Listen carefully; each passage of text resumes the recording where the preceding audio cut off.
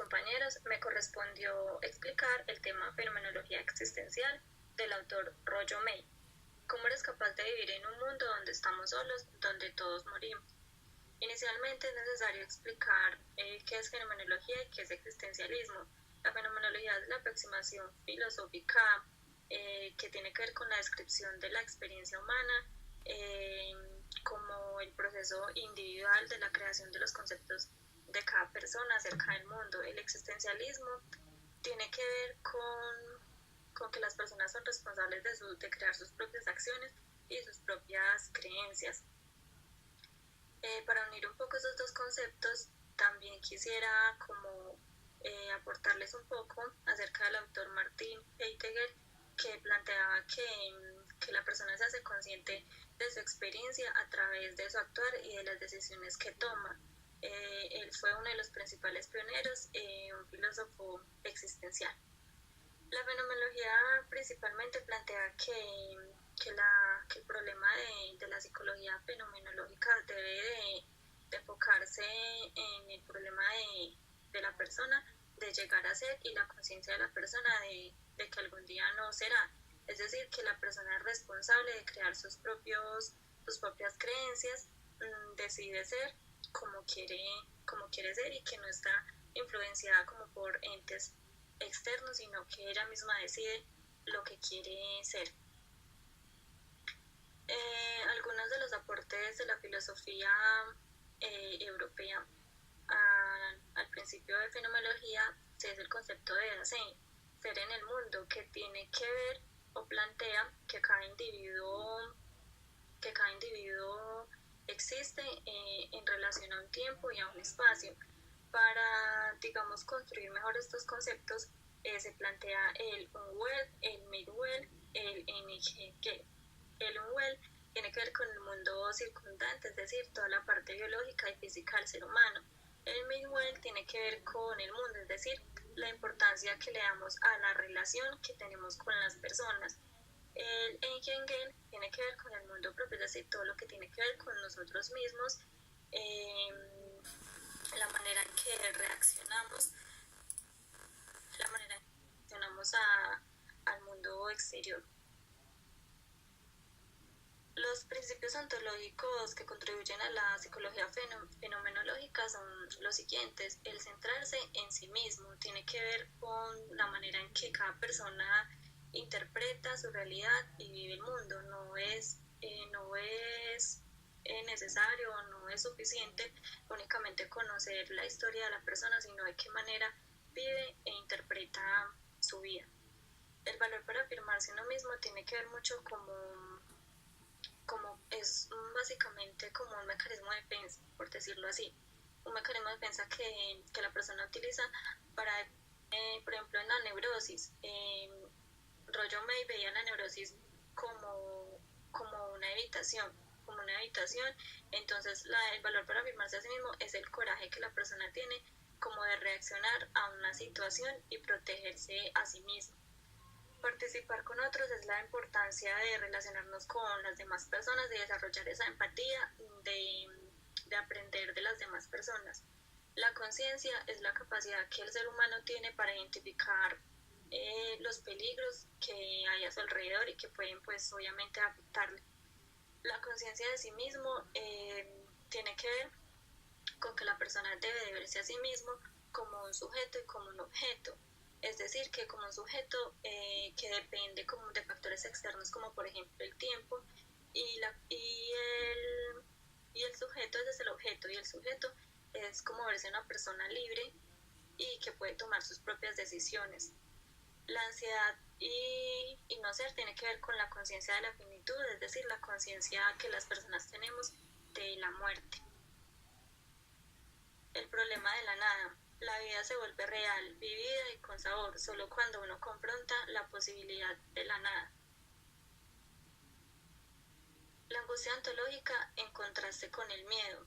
Renunciar a lo viejo es hacerlo a la seguridad de inducir angustia.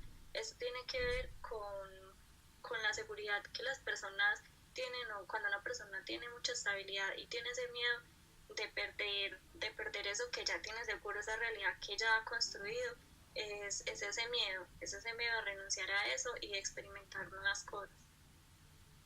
La culpa ontológica es como la consecuencia de la anterior. Dice, cerrarse a sí mismo ante la posibilidad de cambio es arriesgarse a perder la libertad.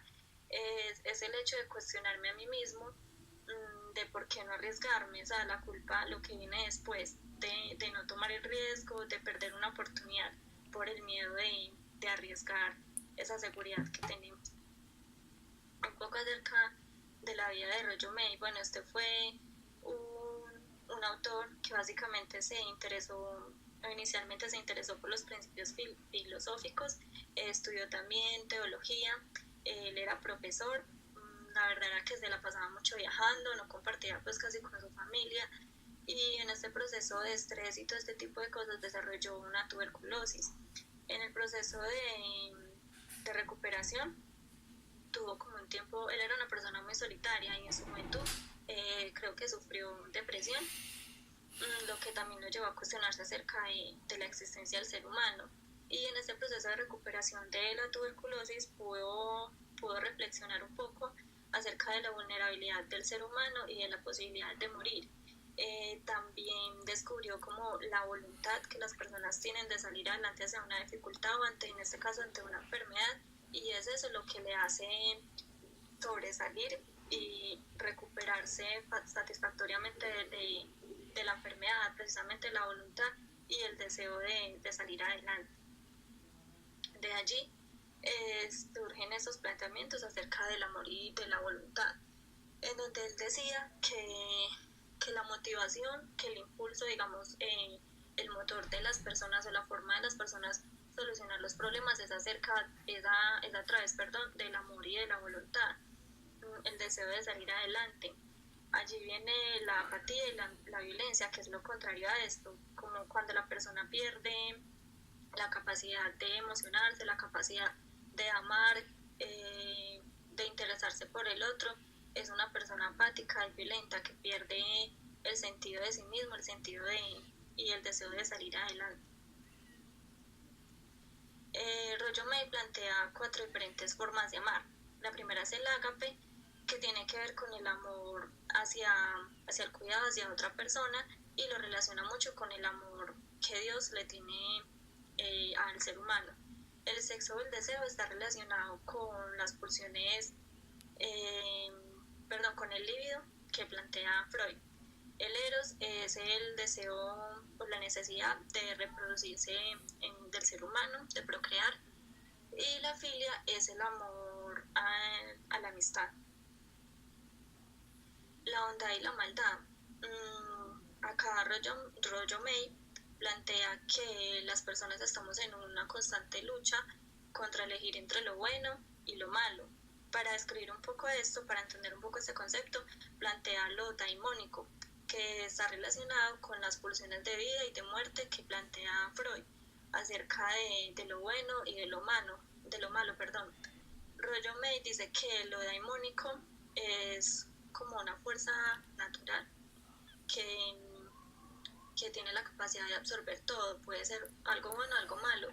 Entonces, por ejemplo, algo daimónico puede ser en el amor o la pasión de una persona hacia el arte, hacia el baile, hacia el arte, bueno, todo este tipo de cosas.